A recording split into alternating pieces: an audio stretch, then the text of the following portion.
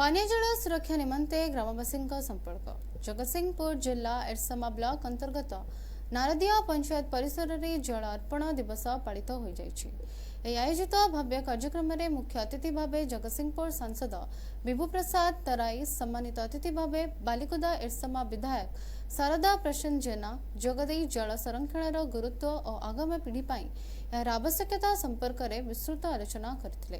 एक कार्यक्रम में ब्लॉक उन्नयन अधिकारी दशरथी जेना, ब्लॉक अध्यक्ष लक्ष्मीप्रिया महापात्र, जिला परिषद प्रवण स्वाई, ग्रामांचल जोगण और परिमल विभाग अधीक्षण जंत्री ज्योतिरंजन दास, स्थानीय सरपंच सीमाई भोल समेत सभ्य प्रफुल्ल प्रमुख सामिल होते।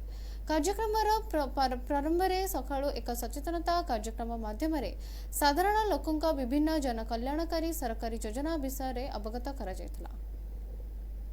जल ही जीवन जल को समस्ते संरक्षण करा दरकार एवं जल को सुविनियोग करा दरकार एवं मु इति अवसर धन्यवाद देवी पूर्वतन मुख्यमंत्री पूर्वतन सरकार नवीन पट्टनायक को जे आम अंचल जल कृष्ट को अनुभव करी अंतत पक्षे बहुत दिन आगु लोकों को घरे घरे पानी पीया पानी जोगे देवा योजना तैयारी करथिले सेतिपई तांको धन्यवाद। किंतु दुख परितापर विषय वर्तमान सुधा उक्त प्रकल्प संपूर्ण हो पारे नहीं जोटा कि अन्य मानक व्यथित करुछि। नदी जल को कंपनी मानक दिया जाउछि किंतु से नदी जल को सुविनियोग करिया पई मु सरकार को मध्य दाबी करिवि सरकार को अनुरोध करिवि। आज हमर जगतसिंहपुर जिल्ला रो नारदिया पंचायत रो हमर पीवा पानी जोगे देवा पई आज जल अर्पण दिवस उपलक्षे ये कार्यक्रम आयोजित होइछि।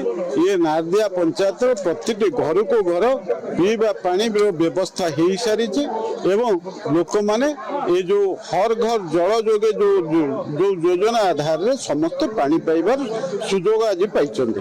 मोटामोटी भाव में आम प्रधानमंत्री नरेंद्र मोदी 2019 मसीह जल जीवन मिशन रो जो कार्यक्रम आनी तारी आधार रे सारा भारत वर्षर प्रत्येक लोक पीवा पानी रो सुविधा पाइबो एथिपई योजना प्रस्तुत करथिले एवं हजार हजार कोटी टंका एथिपई मध्य व्ययबराद करा हितला एवं आज सेही दृष्टिकोण रो आज जगतसिंहपुर जिल्ला रे विभिन्न गाँ जेतेबेले कभर हो जाउची समस्त को पानी जोगे देवार व्यवस्था हिची प्रत्येक घर पाखक पाइप जाइची एवं टैप जोगे आम माँ भौणी माने एवं समस्त परिवार लोक माने पानी पाइया को जाउचंदी सेथिपई स्वतंत्र भाव में आम प्रधानमंत्री के धन्यवाद दवा। मोटामोटी भाव में जगतसिंहपुर जिला एक आगुआ जिला भाव में आम आम जिलार सबू लोक खूब शीघ्र पानी पाइबे सेथिपई आम या त्वरान्वित भाव में कार्यकारी करुछु।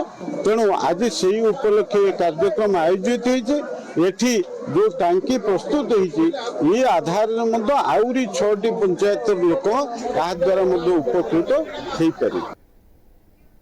अतिथि मानक द्वारा उद्घाटन कर जल अर्पण भली पारंपरिक रीतिनीति अनुष्ठित होता।